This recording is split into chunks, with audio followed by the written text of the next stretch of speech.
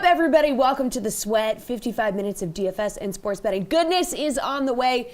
Talking NLCS Game 3, ALCS Game 4. We're going to break down tonight's NHL schedule, plus it's opening night in the NBA, baby. We're going to get to that, plus PGA Tour goodness. But we start in the NFL with DraftKings contributors Pierce Dietrich, Reed Fowler, and Matt Meiselman. Fellas, we're kicking off the show with NFL price checks. So let's take a look at Week 7 salaries, starting with quarterbacks. Kyler Murray and Patrick Mahomes are at the top of the board at 8,500, 8,400 respectively. So Pierce, do you want to pay up for one of those guys or looking a little further down the board here? Those guys are in some great spots, but I'm going to go to the bottom of the board with Matt Ryan at 5,700. Not on a lot of people's radar, coming off a bye week, and the week before that he played in London. He got off to a slow start this season. Remember, that first game of the year, they had not played at all in the preseason. The first team had not played together, and they looked like it. They were terrible. But in his last 4 games, he's averaging almost 300 yards per game. He's got 10 touchdowns and 3 interceptions. Looked great in his last outing. And he gets a really nice matchup against a Miami secondary that has been terrible. They've got some big-name cornerbacks, but they're all banged up. They struggled against Tom Brady, giving up 400 yards. They struggled against Trevor Lawrence, giving up 300 yards. Matt Ryan should be able to torch this defense. All right, Reed, where are you going at QB? Yeah, Pierce, I'm glad you brought up that game because we'll get to it in a little bit. I love it. I'm going Jalen Hurts at the top. I think against the Raiders, what you can do is, and the defense that they play, right, is don't give up the big play. Let everything happen beneath them. Jalen Hurts is a guy that we know his average DK fantasy points per game is very high, right? It's a high floor. So I do like him there. And a second one, too. This was kind of what we were talking about pre-show with the hot takes. How about a little Jared Goff, guys? I know Jared Goff has been, well, not great. He hasn't been great, but he's so cheap here. You got the revenge game narrative. I don't think that matters much. We got Dan Campbell saying, hey, you got to step it up. But what we've seen from a guy like Jared Goff is that in these bigger games with bigger totals, and we know that they're going to be passing a ton, he could get you, I don't know, 3x his price, which is $5,000, so 15. I know you might not win a GPP with that, but he's someone that I'm kind of interested in trying to play and be a little bit contrarian. He's so cheap. All right, Matt, who you going with? Pierce and I are laughing at Reed's answer for different reasons because I think I actually like Jared Goff even more than Reed does. This is a week where there are some good value quarterbacks. I think Lamar Jackson's underpriced. I think Carr versus Hurts is a good matchup. I think Matt Ryan versus the Dolphins, both sides of that game, maybe even Sam Darnold versus Daniel Jones. Like, I think that there's enough value that people overlook the Rams-Lions game because the spread for this game is massive. It's at 15 or 16 points right now. And the other part of this is that if you play Goff, you're going to have one of the only lineups that can actually afford Cooper Kupp on the other side, who's priced up to 8,400. So we'll get there at receiver. But I think Goff at 5K, like that's actually legitimate value, where I think he should be $1,000 higher than that. And they're going to be throwing all game. I don't know how much I'm buying into the revenge. It could be a factor in the play calling. Maybe it's not. But either way, this is a really low price for a quarterback who's playing against a defense that actually has been pretty much average this year. The Rams are great because of their offense, not their defense this year. So Reed and I are on the same page. That's right, Pierce. All right, Reed, how about running backs? Derrick Henry, the most expensive guy by 300 at 9,200. You got Alvin Kamara. You got Aaron Jones as you go down the board. So whose price do you like here? Yeah, that's a cheat code with Derrick Henry. I mean, this guy's unbelievable. But I'm actually staying in that Rams game in Detroit. I like Darrell Henderson a lot. I know he's going to be popular. He has been over the past week, and he comes into another game, right? Like huge favorites, the Rams are at home. So you want that 1A, you want that stud running back. But even going on the flip side, DeAndre Swift, he's getting, like, he got most of those carries and most of that work in that game last week. It wasn't Jamal Williams. Maybe Jamal Williams was dealing with somewhat of an injury, so Swift is that guy. But he's someone that you're seeing here get all the pass work. So stacking him maybe, you know, if you wanted to, like what we were talking about, to get Cooper Kupp in there, what Matt was talking about, DeAndre Swift on the bring back is someone nice. And Pierce mentioned it, right? That Dolphins game with Atlanta, I think there's some viable running backs in that game. And look, Miami has given up DK fantasy points to dual threat or dual running backs, like, you know, 1A, 1B in that backfield. And so the Falcons, right? I'm doing a lot of Jeff Ulrich here mentioning everyone on the slate, but the Falcons have a decent 1A, 1B in that backfield with Cordell Patterson and Mike Davis. So those are some of the guys I like. All right, Matt, when you're looking at running backs, whose price stands out to you? Yeah, I like Swift also. I'm sort of with Reed here because I think Henderson is going to be really popular. Yep. My guess is he is the most popular running back for the week this week. So for that reason, I don't really find him that appealing. And I also, that's part of the reason I like the passing games here too, is if they do well, I think it's more likely that Henderson doesn't. But DeAndre Swift is involved enough both through the air and on the ground that I think he makes sense also anyway.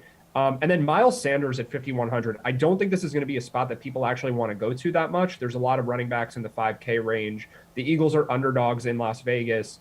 I don't know that they necessarily should be 3.5 point underdogs. That's a different conversation. But Sanders, either way, like this is a really low price for him. His price has been dropping over the last several weeks. The Eagles have had tough games where they haven't been able to run the ball that much. Tampa Bay last week, probably the worst matchup that a guy can have as a running back going against an opponent that is so good against the run, and also the Eagles were trailing. And still, Sanders actually had some big runs in the fourth quarter and ended up with semi-decent game. So I think that that's a price for maybe a guy who's getting 50-50 split in the backfield. Sanders is still the guy who should get more of the workload, at least if the Eagles are in the game and the game's close, maybe even if they have the lead. So to me, there's just a lot of upside for that price. All right, Pierce, who are you looking at running back? Matt and Reed mentioned every running back on the slate, and they didn't get to my guy, which makes me a little concerned. I might be putting myself out here a little bit. But James Conner at 5,600, people don't like to pay this price for a guy that doesn't really get active in the receiving game, has to split some carries. But if you look at this matchup, you look at this game script, it sets up really well for James Conner. Houston is a terrible rush defense, and they had a terrible rush defense last season. So when you see his team struggle 2 seasons in a row, you know this is a place to target. You think about game script, Arizona should absolutely destroy them in this game, get way ahead, and then run the ball with Conner. Conner had 2 touchdowns in a game they won easily against Los Angeles. He had 2 touchdowns in a game that they won handily against Jacksonville. 3 of those 4 were practically garbage time touchdowns. I would expect that again. Last week they had a comfortable lead, and he had 70 yards on the ground. I mean, if you just think of the game flow here, with Arizona being up early and then staying on top, it should be a lot of action for Conner, and no one is going to play this guy. All right, talk to me about wide receivers, Matt. Who do you like here? So as part of this Jared Goff stack, I think Amon-Ra St. Brown is appealing at 4,100. That might be a little bit of a reach, though. I mean, that's really, if you're playing that stack, you can include him. But as far as like just the obvious values go, I think T. Higgins, Devontae Smith, Jacoby Myers, those are guys that are going to get a lot of attention, and rightfully so. The guy that I like the most for this slate, at least as of now, is a little more expensive, and that's Chris Godwin at 5,900. Godwin has seemed to fall behind Mike Evans and Antonio Brown on the depth chart recently, but I don't think that's actually the case. I think that those guys have just had their touchdowns. Godwin hasn't gotten the end zone much lately, and he's due for some positive regression going forward. So to me, he's just been a bit unlucky over the last handful of weeks, and he's underpriced as a result. 5,900 for a receiver this good in a passing game that throws this much. It seems like it's much lower to me than it should be. All right, Pierce, who are you looking at wide receiver? A.J. Brown at 6,300. Julio Jones left last night's game. It's doubtful that he'll play this week, and if he does play, I don't see him being a big role. Derrick Henry, as we mentioned earlier, is an absolute monster, and teams are going to have to focus on shutting down Derrick Henry. I know that's impossible, but Kansas City is going to try their best, and Kansas City really can't stop anything to begin with. So this is really going to open up a lot of passing lanes and opportunities for A.J. Brown. 7 catches, 91 yards, and basically just the second half last night. And then if you think about how this game's going to play out, I think Patrick Mahomes is probably going to get 400 yards, considering that Tennessee pretty much lost their entire secondary yesterday. So this is going to be a shootout. Tennessee's going to have to keep up. I'm sure Derrick Henry will do his part, but I expect a really big game from A.J. Brown. Reed, talk to me. Yeah, I wanted to really stand up here, and talk about Brandon Cooks. We don't know what Tyrod, what his status is. He's at $6,000, Brandon Cooks is. Look, his target share is massive, right? It is massive. And you talk about all of these really good receivers. I think Brandon Cooks doesn't get that type of love in GPPs. But the guy that I really want to talk about is Jalen Waddle. Like, I get that a lot of the receivers last week were out, and so he got a lot of that work. At $5,600, we got some speedy receivers here. I think we have to start talking about Jalen Waddle, and I know his target share is inconsistent. As someone that the Dolphins, granted, you could have got Jamar Chase, but you went after Jalen Waddle. I get it, you traded down, but I do like what he does with Tua Tagovailoa. I think Tua is probably one of the better streamers this week for quarterbacks, and Jalen Waddle and Tua have this connection. You've seen it in week 1. Now we see it again last week. And so I really like Waddle, that cheaper price tag and that potential shootout in Atlanta and Miami. All right, finally, let's talk about tight ends. Pierce, who do you like here? Kyle Pitts, 5,900. He has finally arrived in the London game, 9 catches, over 100 yards receiving, and a touchdown. The week before that, he had 10 targets. He's 5th in targets per game for tight ends. Before the bye week, he led all tight ends in red zone targets. It's got a soft matchup against Miami. I like stacking him with Matt Ryan. All right, Reed, who do you like? It's Darren Waller. Where has he gone? We saw 1,000 targets in week 1, and all of a sudden, Darren Waller is playing second fiddle to everything else that's happening in Las Vegas. But the Philadelphia Eagles, like I get that, they're decent, right? They have linebackers that are decent, but the carousel of linebackers that they have isn't really. It can't really stay up with Darren Waller. And I think Darren Waller has this bigger game. I know he's more expensive, but he's someone that a lot of people are probably going to go to Mark Andrews. But Darren Waller is right there. I like that game. Even on the other side, too, with Dallas Goedert. All right, Matt, who are you rolling with? So I think the value play this week is probably Zach Ertz. Like, there really aren't any tight ends that are significantly underpriced. We have Ricky Seals-Jones up to 3,700 finally, so he's priced like an actual NFL starter. Ertz on his new team with the Cardinals, I'll be interested to see if he gets that much attention. But I do like Darren Waller. I think TJ Hawkinson, like this mid-price range for tight ends, I think will go overlooked. Pierce said Kyle Pitts, like I think that could be a spot where people don't really play because Ertz, to me, is the value guy. And then there's Travis Kelce all the way up the board in this Chiefs-Titans game that I think will be very interesting to a lot of people. So anywhere in the middle, I think you're getting fairly contrarian there. And I'll go with Hawkinson. Let's just stick with the Jared Goff theme. So that's going to be my favorite guy for this week. All right, thanks you three. We're going to break down tonight's 2 championship series games in MLB when we return.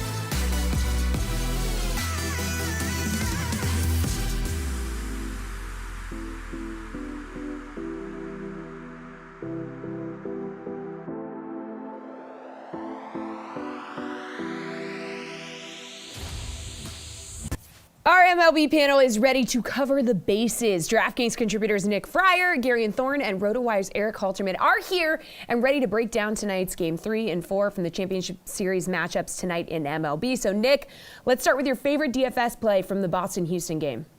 I mean, outside of Kike Hernandez, which obviously is a little bit chalky, but I'm going to go with Hunter Renfroe. Of course, he's a value play tonight at 3.9K. He managed to score 13 DK fantasy points in Game 3 without getting a hit. So I think there's something to be said about that. But more importantly, he's going up against a guy that he has 3 home runs against in 23 career plate appearances. Renfroe has had some extra base hits in this postseason, but he hasn't been hitting for a ton of power. And he had 31 home runs this season, and 20 of those came against right-handed pitching. So this is a guy he can very well get right against, go deep, and provide Boston with a little bit extra offense. All right, who are we going to go with, Garion?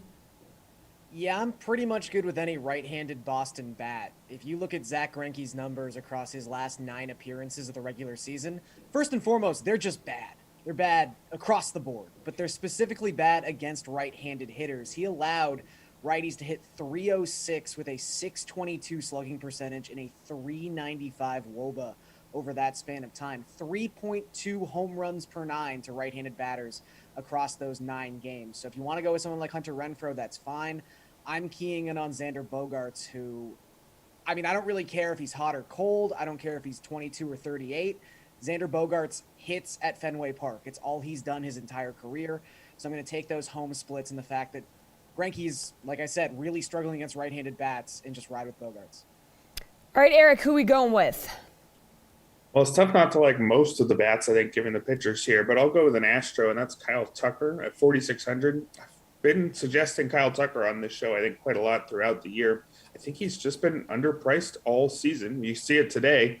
He's tied for second in points per game among the hitters on this slate, yet he has the 9th highest price tag, and that's kind of been a pattern we've seen all year. This is a guy who's getting buzz as a late first-round pick in season-long fantasy next year. It's not hard to see why. He does everything. He's got power. He's got speed. He hits for average. There's only 2 qualified hitters this season who can beat his strikeout rate of 15.9% and his barrel rate of 11.6%. Those 2 hitters, you may have heard of them, Juan Soto and Vlad Guerrero Jr. So he's in some excellent contact in terms of his ability to hit for both contact and power, and even steals a few bases. He has 3 steals in 7 playoff games this season. He'll get the platoon advantage against Nick Pavetta too, but I don't even think he needs it to be one of the best plays on tonight's slate. All right, put on your sportsbook hat here, Garion. What's your favorite bet from Boston Houston? So I'm going to take Zach Greinke to give up more than 0.5 home runs at minus 125. Now, the game here is how long is Zach Greinke actually going to be pitching in this game? But at the same time, he's given up at least 1 home run in 17 of his last 20 appearances, if you're using his regular season statistics. Career worst 1.58 home runs per 9 in the regular season in 2021. He's just not the same guy he was. He's really struggling. And again, if you're going to struggle within a handedness split at Fenway Park, struggle against left-handed batters, because if you're struggling against right-handed hitters at Fenway Park, you're probably going to give up a home run at some point, especially considering how much power this Boston lineup has. All right, Eric, what is your favorite bet from this one? Yeah, I was on yesterday, and I said to hammer that over. I think it was set at 9 yesterday. We almost got to the over in the first inning. Over's at 10 here. Same thing. There's going to be a ton of runs. These are 2 of the most offense-skewed teams in the postseason, and they're throwing probably the worst starting pitchers that they're going to throw all playoffs. Nick Pavetta, this is the good version of Nick Pavetta, and he has a career-best 4.53 ERA. An above-average strikeout rate isn't really enough to offset too many walks and not enough ground balls. He's fine, but he's not good for a playoff starter. And Zach Greinke on the other side, Gary just talked about him. Who knows if he's even really a proper starter here. If he goes multiple innings, I think that's good news for the Red Sox. If he's replaced by relievers in the 3rd inning, I think that's good for the Red Sox too. These 2 teams are averaging 11.8 runs in playoff games that at least one of them has played in this season. So I think getting to 10 against these specific pitchers should be pretty easy. Nick, where are you going? I rode with Kike Hernandez getting over 1.5 total bases last night, and I'm going to go with that again today. And I think you got to keep considering that until he has back-to-back slow nights. And he has a hit in 7 of Boston's 8 playoff games. 5 of those games have been multi-hit performances, and 3 of those have come in the ALCS. And even if he just gets 1 hit, half of his 18 hits in the postseason have been for extra bases. And then when you look at this matchup tonight, he has 2 home runs and 15 career plate appearances against Zach Greinke. So if you want to go and double down with on Garion's pick too, you can do that as well. And Hernandez may be the guy that comes through for you. But either way, 1.5 total bases for Kike Hernandez. He's going to hit the over than that easy. All right, moving on to tonight's other matchup. Eric, what's your favorite DFS play from the Dodgers-Braves game?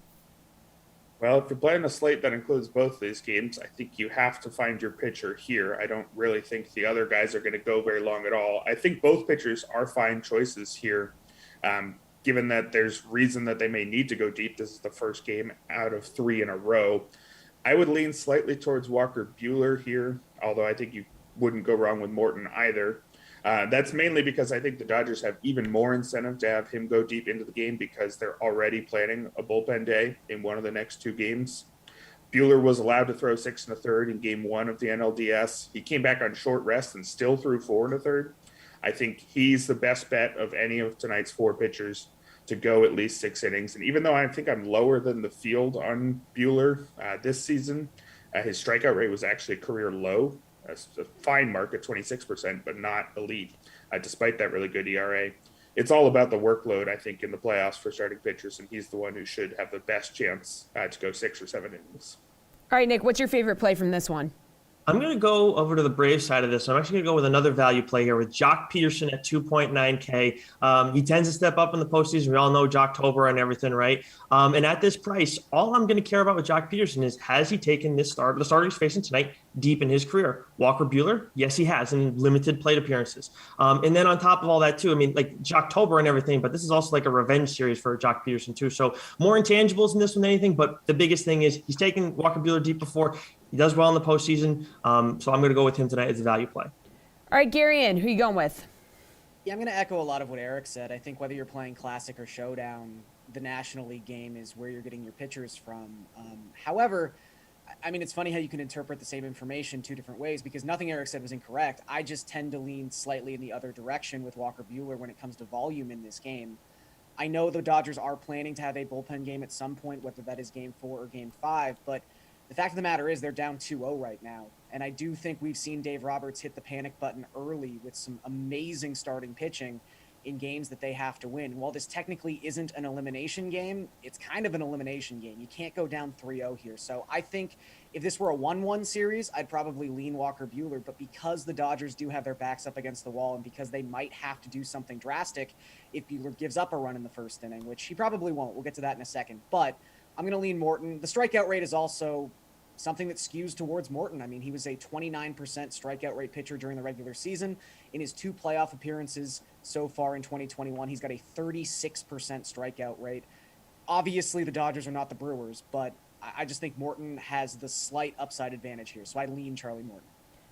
All right, real quick on this last one, guys. How about your favorite bet from this one, Nick?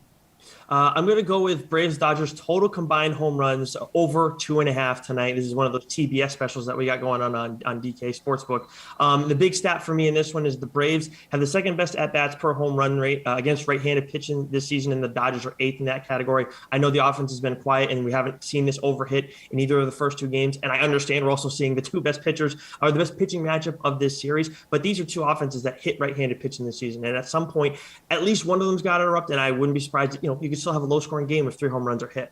Garion.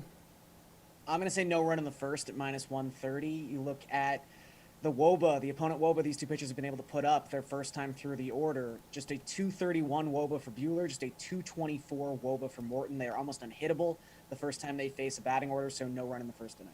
Eric, your favorite bet? So I know I just talked up Walker Buehler, but my favorite bet is Atlanta at +160. I think, as I mentioned before, I only have Buehler slightly ahead of Morton for fantasy purposes. I don't actually think he's all that much better than Charlie Morton. He did beat him in ERA by nearly a run, but they're basically tied in FIP, and Morton actually beat Buehler by 1/4 of a run in xFIP. So it's 2 pitchers who are very close to equal. The lineups have proven pretty equal. I mean, Atlanta's been slightly better so far this year. +160 is implied odds of just 38.5%, and I just think Atlanta has much closer to a 50-50 shot here. I'd probably say they're about a 45% chance to win. So I think +160 is way too good of a deal. All right, that'll do it for baseball. Thank you, guys. We're turning our attention to hockey when the sweat returns.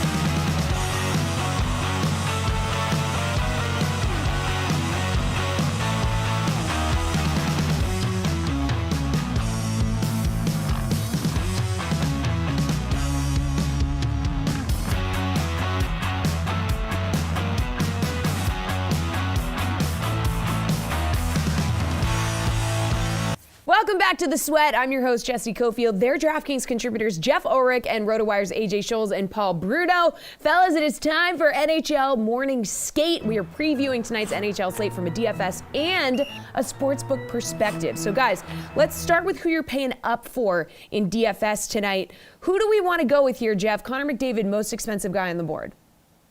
Yeah, Connor McDavid is absolutely fine to pay up for. I'm going to give you a mid-priced option that you can maybe pair with Connor McDavid, and it's Jack Hughes at 6,300 of the New Jersey Devils. I'm starting to dig the New Jersey Devils. I'm starting to dig what they're putting out. They've built this young core, and it finally seems like they've got them all healthy to start the year. Hughes playing on a line, in the top six anyways. You've got solid wingers there now like Pavel Zacha to play alongside him. And on the power play, you've obviously got Dougie Hamilton now also anchoring that power play. And I think the big attraction here is the Seattle Kraken, who maybe we're giving them a little bit too much credit to start the year. They've gotten some weak goaltending. They're going to be on the road here. They've gotten a couple blowout losses already. I really like attacking here with this New Jersey Devils offense. Obviously, 2 goals for Hughes in his first game, 3 shots on goal. This is the kind of usage you like to see, and at 6,300 against a weak opponent, I like it. All right, AJ, who are you paying up for in DFS tonight? Yeah, I mean, I think you have to figure out how to get in on Edmonton here. And you can get Leon Draisaitl at about $900 savings compared to Connor McDavid here. He's got 4 assists in the 2 games this season. He's going up against a Duck squad that is currently allowing 40 shots per game. That's 3rd highest in the league. It has all the makings of a blowout. I get fitting McDavid in is going to be tough, but you can save some scratch and go with Draisaitl instead. All right, Paul, who you paying up for? The boys are onto something today. I like both their suggestions. Of course, Connor McDavid at home against a team that played a road game elsewhere last night. That's a no-brainer. He'll cost $9,200 and have a large ownership for sure. I don't want to be the one that miss out on that. And he faces a backup goalie in this matchup too. Buffalo's looked decent thus far, but that won't last. Elias Pettersson and the Canucks visit the Queen City with a big advantage in talent, I think. And I see Pettersson with the more favorable matchup among the high-end players on today's board. So I lock him in for $7,000. And finally, we know that the Flyers crushed Seattle last night and the Kraken limp into Jersey tonight. And I'm sure Nico Hischier wants to be picking at that carcass this evening. So he's another high-end skill guy who I'll pay up to $7,000 for in this matchup. His ownership is much lower than a number of the high-priced options tonight. All right, AJ, if you're going to spend money, you got to save money as well. So where can you find DFS value on the slate? Well, look, until his price adjusts accordingly, I'm going to keep pushing Victor Olofsson here. He comes in at just 4,100, which is a nice bump, about 5,600 from the last time I recommended him here. He's got a good matchup with Vancouver tonight. He's second on this team right now in average power play ice time per game, and he leads the team in individual Corsi 4 at 14, and that includes 5 attempts versus Arizona, despite not getting on the score sheet. So he's clearly trying to get the puck on net. And like I said, until his price range, I think he's better valued around 5,500, 6,000. Like that's where I would expect him to be. So if he's under that, I think I keep using him. All right, you got to find some value here. Where are you going to be going, Paul? Well, we like the Edmonton game, but I'm shocked at the price tag on Ryan Nugent-Hopkins, a talented top 6 winger. He'll also play on the top power play, only going to cost $4,200. That brings down the average cost if you pair him with McDavid in a bit of an Edmonton stack. And Montreal has started the season 0-3. Can I let that breathe for just a sec as a Leaf fan? The Habs have a home date with the lowly Sharks tonight. This is a spot for their leadership group to step up, I think, and that means I look for Brendan Gallagher at 4,200 in this one. He will be net front presence tonight all evening, particularly on the power play, and I expect him to light the lamp too. All right, Jeff, where are you going? Yeah, I like targeting Montreal as well. I definitely don't hate the Gallagher call either. But there's some other cheap guys. And their second line, again, and I talked about this at the start of the year, but Christian Dvorak, Jonathan Drewen. Jonathan Drewen has looked really good. This is your chance to buy low on a very skilled player who is playing good second-line minutes right now. And, again, he doesn't have to take that top-line role. He's not like the savior anymore. It's kind of just a bounce-back year for him. He's 3,700. He's got 2 goals already. Again, this second line is seeing power play usage as well. So I like going to Drewen there. Another guy you can look to, again, maybe you're stacking this Edmonton game. The Oilers will probably score 6 goals, but they'll also probably allow 3 or 4 because that's what they do. Jakob Silverberg also in a bit of a bounce-back season. He's looked really good. He was injured all last year. He's only 3,900, so he's actually a lot cheaper than he was last night. He's going to get used all across the board. Again, a guy who sees good power play minutes, second, third liner, but at under 4K, I really like that matchup for him as well. All right, let's talk sports book. Paul, what's your favorite money line, puck line, or game total tonight? Well, Jeff just made a nice entree into my case for the Ducks Edmonton game. Anaheim club has to be feeling pretty good after a thrilling OT victory in Calgary, but it's worth noting that they gave up 43 shots to an offense that's far inferior to the Oilers. I think this could be a points night for the home side and expect them to run up a big score. That means I'm heading to the alternate total goal line for over 7.5 goals and a 320 payoff. I mentioned the wounded Seattle club also that limps into New Jersey tonight. I believe the Devils will be one of the most improved teams this season. If so, this is a spot where they must prevail. You could arrange a pretty inexpensive DFS stack of their stars as well. I'll take them at minus 1.5 goals for a plus 165 win. All right, Jeff, where are you going? I mean, again, I'm on the Devils tonight as well. I agree with everything Paul just laid out. These are the spots where the Devils, you should just expect them to be better this year. You know, they've signed the big name player on the back. They've got this young talent that's all healthy, that's another year experience. They've got this Kraken team who just look lost to start the year. And that's fair. They're an expansion team. We get it, but let's take advantage. I'm just going to go to the money line here. I think minus 155 at home. You know, the only risk here to me is Jonathan Bernier. Does he just lay an egg? But Jonathan Bernier has actually been pretty solid. If we go back to even the end of last year, you know, he posted one of his best save percentages in quite a long time. Just going back to last year playing with Detroit. So I think the Devils here at minus 155 on the money line is absolutely fine. And I look at this board, you know, I don't hate the Canadians either, just going to the money line, but I think the Devils, I'm just going to make them straight up my favorite bet here. All right, AJ, favorite money line, puck line, or game total? Where are you going? Man, make it 3 in a row. That's the game I was on as well. The Devils to cover the puck line here at plus 165 is tremendous value.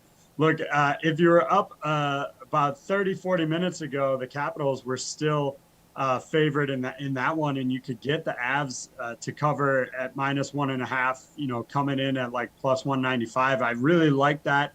That is now flipped. So I guess the other option for you is to just take the Avs minus 110, pretty much even money there on the money line.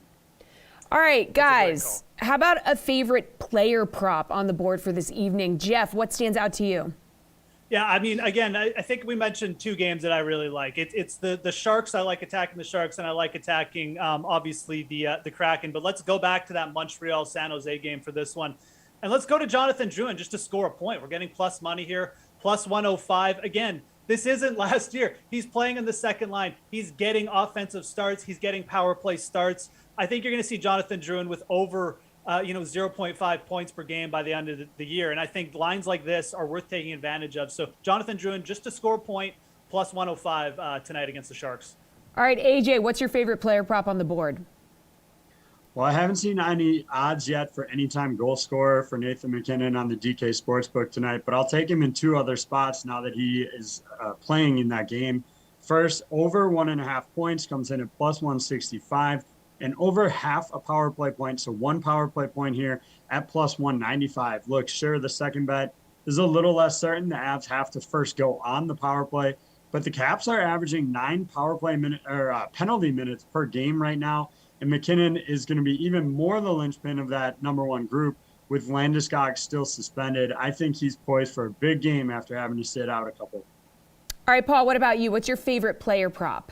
I'll give you 3 quick ones. I mentioned Elias Pettersson of Vancouver should be poised to have a big night, so put me down for a goal and a plus 160 payoff there.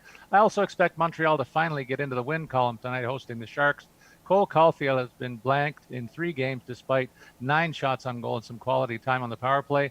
I look for the Wisconsin Badger. I'm doing this for you, AJ, with a score of goal plus a 150 payoff. Oh my, I think I'm showing more love for the Habs than I have ever had on this show.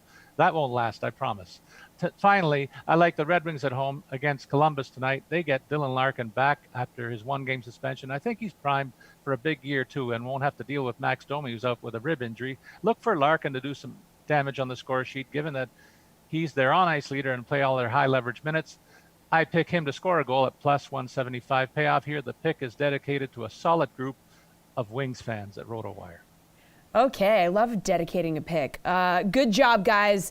Thank you. The Sweat will be right back, and it is opening night in the NBA. We'll break it down when we return.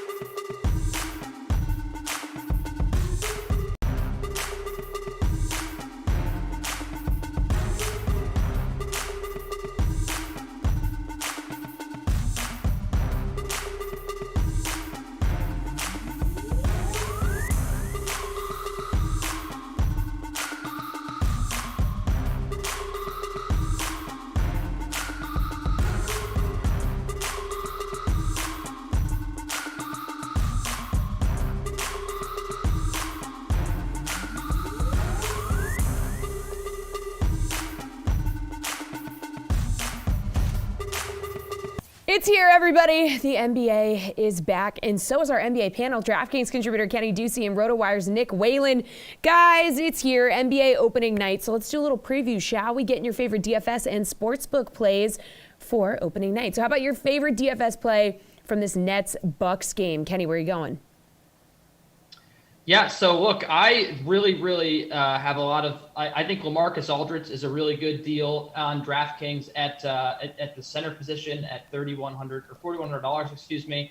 But if you want to just go dollar for dollar, the best option, James Harden. We saw his usage rate dip for last year for the first time in a very long time. And this year, the big question is what happens without Kyrie Irving. There was talk over the offseason that James Harden was brought in to be a Kyrie Irving contingency plan. So look, I think he had a usage rate of 28% last year, and he's projected to have around the same tonight. But I would actually say that he could get a bump up in usage. I think if you're going for value here, I really do like LaMarcus Aldridge. I think he'll get enough minutes, even though that front court is crowded. But if you want to go dollar for dollar, maybe the best play on the slate, I think James Harden here takes a lot of shots. I think that potentially there's recency bias coming off a bad postseason. I think that really helps his ownership and maybe helps you win some contests. All right, Nick, favorite DFS play from Nets-Bucks? Yeah, I like that LaMarcus Aldridge call by Kenny. I think Chris Middleton on the Milwaukee side at $7,200, also a really good deal for a guy who's priced quite a bit higher at the end of last season. I think there's some more value on the Milwaukee side here. You can get Brook Lopez at $5,900. I'm usually not a huge fan of Brook Lopez, but keep in mind, Milwaukee's going to be shorthanded in the front court tonight. No Semi Ojeleye, no Rodney Hood, no Bobby Portis. All those guys are injured. So that also opens up, a potential spot for Jordan Nwora, who's looked really good in the preseason, has had some flashes over the last couple of years, just hasn't really been able to get on the court for a really deep and talented team. But with all those guys out, the Bucks don't have a ton of front court depth. So if you're looking for kind of a Hail Mary, fill out the lineup play, I think Jordan Nwora at $3,000 makes some sense. I also think Grayson Allen going to be pretty popular at $3,800. Looks like he's in line to start for the injured Dante DiVincenzo. All right, Nick, how about your favorite bet from this Nets-Bucks game? Well, sticking with Brook Lopez, I like Brook Lopez over 12.5 points. You can get that at plus money. That's plus 100 at the DK Sportsbook as of this morning. Again, not usually trying to lay money on Brook Lopez props, but I think he's going to have to play a lot of minutes tonight without a true backup with Bobby Portis and Ojeleye being out. I also like Giannis over 29.5 points. Not a ton of value here. That's minus 135. And I like Kevin Durant to be the game's leading scorer. You can get that at plus money, plus 155. I think I'd rather bet that than digging into KD's points prop, which currently sits at 30.5. All right, Kenny, where are you going? What's your favorite bet from the Nets-Bucks game? Yeah, Nick mentioned Grayson Allen. I really like what Grayson Allen brings to this team. I thought that last postseason, what you saw was this team missing Dante DiVincenzo. And I think that bringing in Grayson Allen does help just a little bit. And I think, we'll see what the PJ Tucker situation turns into. I know that they let him walk, and we'll see if that really impacts their defense. And obviously, the aforementioned injuries to Semi Ojeleye and Bobby Portis makes things a little complicated in the front court. But look, I think the Nets have a lot of things to sort out here in terms of, potentially increasing James Harden's usage rate, where they want to go down low at power forward and center with so many options. I just think that, we saw last year what happened to the Nets early in the season. It was sort of difficult to figure them out. It was difficult for them to figure out how to play defense. We could see similar struggles here with a really new team. I think the Bucks money line at minus 120 took about 2 minutes to get to the bet is a really, really good play here. I just think that, defensively, they really brought it at the end of last year. They should bring it again, and they maybe have a little bit of improved help at shooting guard, which should help them get over the finish line. All right, Kenny, let's move to that Warriors-Lakers game. What's your favorite DFS play in this one? It's going to be Russell Westbrook at $8,600. I think this is, I think we'll see Russell Westbrook's price increase as the season goes on because, again, there's skepticism. It's opening night. No one really knows what Russell Westbrook's going to look like. He's playing with two stars. Is he going to be taking the ball a lot into the rim? Is he going to be as leaned on as a passer with LeBron James there? But I think that he will. I think that he'll be the distributor for this team. I think he's going to play massive minutes. And you look at the Lakers bringing in some talent. I know that Wayne Ellington isn't playing for this game, which would have made me like Russell Westbrook even more, but you have some great shooters. Kent Bazemore coming back and facing his former team. So I think that there's a ton of great talent around Russell Westbrook here, and I think that he ultimately sees the assist numbers that he's been seeing. He come off a great year last year, and potentially he scores some more points. He had the fewest points per 100 possessions since his second year in the NBA last year. I think that potentially this comes up with some more spacing on the floor. Maybe he has some opportunities to score. All right, Nick, what's your favorite DFS play from this one? I just did not like what I saw from Russell Westbrook in the preseason. And it is the preseason, and I know the Lakers will get better, but I want to see this team, mesh a little bit more cohesively. But before I start deploying Russell Westbrook, I do like Anthony Davis on the Lakers side at 8,800. I think this is kind of a discount for a player who obviously can contribute on both ends of the floor. I think he maybe has the highest floor tonight among the Lakers' 3 stars. If you look at some of the value plays in this game, I think Jordan Poole at 4,800 is going to be very popular. I think his price could easily be, several $100s higher. Kendrick Nunn, if he plays, he's questionable as of this morning. He's at 4,300. I do like him quite a bit as someone who picks up some minutes, again, if he plays, with Wayne Ellington out.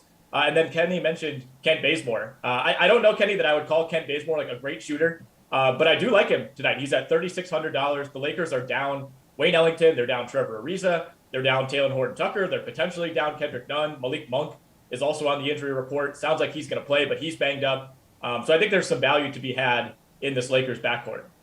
All right, how about your favorite bet from the Warriors-Lakers? Where are you going, Nick? I really like the under in this game, and I don't like it quite as much as I did when I started researching for this last night when the total was at 228. It's already fallen down now to 226.5. Keep in mind, this is opening night. Teams tend to be really tight. If you watch the Lakers at all in the preseason, they really had trouble scoring. I think defensively they're actually going to be okay, but the offense just looked really, really clunky, and not having a guy like Wayne Ellington really does matter for this team in terms of spacing. So I think we get a low-scoring game. I mean, keep in mind, even on opening night last year, we saw the Warriors not even get to 100 points. They got smacked by almost 40 points against the Nets in that game. And again, the Lakers were under 100 points 3 times in the preseason. Still lots to figure out for that team. I think we kind of see an ugly, kind of sluggish start from both of these teams. So I do like the under here. Kenny, which bet do you like? I like Kent Bazemore over 8.5 points. I know Nick mentioned that he's not a great shooter. He did shoot over 40% from 3 last year. And just by, again, process of elimination here, there's not a lot of healthy options. And the list that Nick mentioned, I had mentioned Wayne Ellington before as well. I think he's probably going to play around 30 minutes in this game. And with that much time on the floor and with the defense, focusing on Anthony Davis, LeBron James, and Russell Westbrook, I think that Bazemore is going to find himself open quite a few times. And 8.5 points is very low. I also do like taking the over on Jordan Poole at 17.5 points. As Nick mentioned, obviously, if you're just a casual NBA fan who's not really following the news, still no Klay Thompson for the Warriors. So that's going to open up, again, huge minutes for Jordan Poole. Probably plays 32, 35 minutes, which makes him a great DFS play. But also, I think he can definitely score 20 points in this game. He's got a lot of talent, and he's also a good shooter. So I think those are the 2 bets. I'm probably looking to play some player props here. I like the Lakers, but I don't really want to pay this price on the money line. All right, good stuff, guys. That's going to do it for NBA. One more block to go here on The Sweat. We're talking Zozo Championship when we return.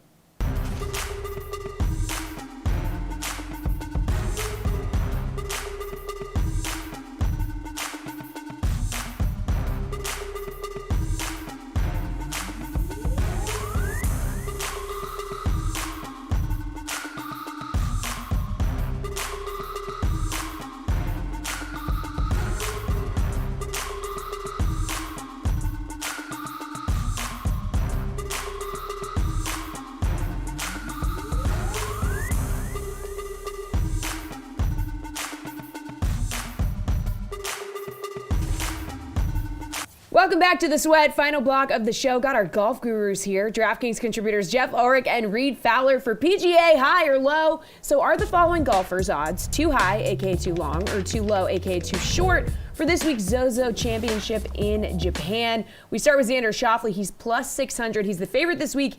He won gold in Japan. So what do we think, Reed? Well, he's not the highest ranked golfer in the field, Jesse. That belongs to Collin Morikawa, who's top 3. But Xander is playing better than Collin, so I think these odds are well deserving, right? And you have to really factor in, should he be the favorite, right? Because he is the shortest, and so it's hard to say that they could go any lower than this. So does he deserve to be this around the number that he's at? You see now it's at plus 550. It's moved down, and Morikawa, Hideki, was Zalatoris. Look, Hideki at double the odds in his home country. We saw what he did at the Olympics. That was always his bugaboo, right? Because we know how much pressure he has, or he potentially had, playing in front of his home crowd. The Japanese media covers this guy like nonstop. There's just a ton of people that cover Hideki from Japan. So that kind of leads me towards him a little bit more at double the odds. But yeah, Xander deserves this absolutely at the top there. The only other guy that maybe could have challenged him for this is Morikawa, but Xander's playing better, especially in no-cut events. Jeff, what do you think about Schauffele? I mean, yeah, I guess long-term, Xander does have the better form. I mean, Morikawa obviously was second last week, so I don't think – I think that if Morikawa plays like he did last week, he is the better option. But, I mean, back to the question here about Xander's odds. Yeah, these are way too low. I mean, when is the last stroke play event Xander Schauffele won outside of the Olympics, which, again, not a PGA Tour event really, right? I mean, what do we go back to? I can't even remember now. 2019, Reed? Is that right? Yeah. TOC, like no-cut events, right? That was the last tournament that he won. That's true. It is a no-cut event. So, I mean, again, Xander and Colin Morikawa should be the favorites here. There's no doubt. But, like, at plus 550 in a PGA Tour event for Xander Schauffele, I don't care who the field is.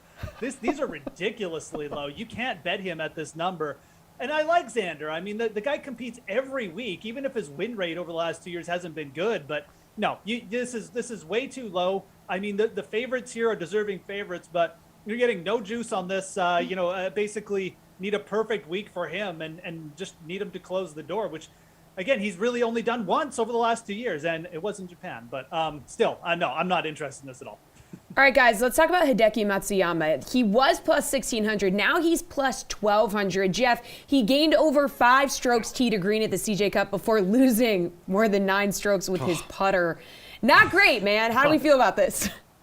That is hashtag not great, Bob. I think the thing here is most people were looking at the top 2 players and say, well, I can't bet these guys at this short odds, so I'm going to bet Hideki. He's got the synergy. He's played this course numerous times. And that's probably what has caused these odds to go down. Obviously, more money coming in on Hideki. It makes sense. I wasn't really that interested in him before. I was more interested in him at plus 1,600 than I was Schauffele and Morikawa. I'm definitely not interested in him at plus 1,200. He really hasn't looked that bad. He is overdue for like another win. We saw him almost win at another limited field event at the WGC. FedEx a couple months ago, I should say. So I don't think his form is too bad. He gained like over 4 strokes ball striking last week. He was just a complete disaster on the greens. That can flip any week with Hideki. I'm just not really interested in betting him at these odds that's going to happen. I think Hideki is a better bet when you get him against a little bit more elite fields and you get him at bigger numbers, because we know Hideki can compete against the elite fields and win. He did it this year at the Masters, but now you want to bet him as a plus 1,200 favorite. He's just another guy like Schauffele. He's got 1 win over the last 4 years. It was a massive win. Give him all the credit, but the guy just does not hit at a very big rate. And at plus 1,200, I don't think you're getting any value here. I think you're just getting too short odds on Hideki this week. Even though, again, the synergy like Schauffele, it's good going over to Japan. How do we feel about the plus 1,200 odds, Reed? Yeah, this is not the spot. I talked that I did like his more so than Xander's at plus 550. I can stomach that, getting Hideki at plus 12. Yeah. But if you look at Hideki, the last time, Jeff, that he did gain strokes on the greens was at the Northern Trust, and I was on Bentgrass Green. So maybe gets back. The thing you like about Hideki, though, and this is to Jeff's point, is that he'll get you a 58th, a 62nd, a 47th, and then a first, right? And so when his odds start to drift higher and higher and longer, that's when you get on Hideki. Not when a Paul Casey withdraws and you see this number decrease. That's where you can get in trouble with Hideki. I get it. The last time too, not the CJ Cup, but the WGC, where was it? At St. Jude, another no-cut event. He came in second place. So maybe that kind of stuff can happen for Hideki. But again, at plus 1,200, I think that's too short. All right, now let's talk about Ricky Fowler. He's plus 2,500 now. Finished T3 at CJ Cup, but this is his first time playing in Japan. So, Reed, how do we feel? Chef's kiss from my main man, my brethren, my namesake here, Ricky Fowler. You know how many times, Chef, that I was typing Ricky Fowler in my article and I put my name? Maybe that's just like a Freudian slip of I want to be Ricky Fowler. But I think this is great. I think this is good odds. I think from last week, obviously they're too short. But when you come into a place, a country, a region of the world that he's actually played really, really well in Asia, I think this number is probably, this is going to be weird saying it, Jeff, I think this is too long. I think if he was at plus 250 or plus like 2,000, I would still bet it because of what he was able to do last week. 9 strokes tee to green that led the field at the CJ Cup. Just Rory had a better Sunday. We saw those 10 under pars from Morikawa and some of these guys that just lapse the field. But I think Ricky's in a great spot, and his record in Asia speaks for itself. He's getting back there. Tee to green is solid. We know what he does off the tee when he can get that driver going, and we know what he does on the green. So I like it. Jeff, plus 2,500 for Ricky Fowler. Do you like it? Yeah, I mean, I'm going to regret this take come Sunday, but I kind of do like it. I do. I really, you look at this field, and again, I mean, we shouldn't trust Ricky after one good event. We really shouldn't. But like, who else are we going to here? I mean, I'm not like the plus 1,200 Hideki is, and the under 1,000 on the other two players. It's pretty short, and then. You look in this range, I mean, I guess you could make a case for like Tommy Fleetwood, who's kind of been in and out of form as well and has looked okay. But like Fowler didn't disintegrate over the weekend. I mean, he didn't. He was right there until the very end. He had one bad break on a par 5. He just got beat. He got beat by Rory and Morikawa. That's not a big deal. He looked, tee to green. The ball striking, I think, is the biggest thing. Fowler lost strokes putting last week. And much like Hideki, if that just flips this week in Japan, I mean, you could see big things from him. So all things considered, I'm not sure what these odds are on Ricky. I don't even really know what to make him. I just know that I would rather bet him at plus 2,500 than Hideki at plus 1,200. Again, I'm probably really going to regret saying this and having this on tape after he shoots 75 to open or something. But I like the way Ricky looked at. You got to figure this guy's figuring things out. And we have seen players come in the fall series, gain some momentum, and then break through the next week. We've seen that a lot. And I'm going to trust that maybe that happens here. So I really don't mind these odds at all. If anything, they maybe even a little bit too big. All right, Jeff, Keegan Bradley, he's plus 3,500, has the 18-hole record here, shot a 63 in the second round of the 2019 event. How do we feel about those odds? Again, I mean, I just never really bet Keegan Bradley, but you can see it, right? I mean, he's got a really strong approach game, and if his putter works out, it's good. But the thing about Keegan is, you look at players, we've talked about Hideki, he was close, Ricky Fowler. I'm not really sure, there's anything there to go off of with Keegan Bradley right now. Even other players in his range, Siwoo Kim, Charlie Hoffman, we've seen these players either be really consistent or with Siwoo, be really close to winning lately. Haven't really seen that from Keegan Bradley. So I think if anything, these odds, the field is just so weak. It's so eclectic and strange this week that you can't say that these are terrible, but I do think they're a little bit too low. I think you've seen more from other players in his range. And realistically, as you can probably tell by the way I'm talking about him, there's other players in this range I would rather bet, like a Charlie Hoffman. So I'm kind of out on Keegan. I think these odds are probably just a little bit too low, probably giving him too much credit for that one hot round a couple years ago. Reed, Keegan Bradley plus 3,500. How do we feel? I feel pretty good. I like that a lot better at plus 4,000 earlier in the week, but because of that Paul Casey, you see all these slide down.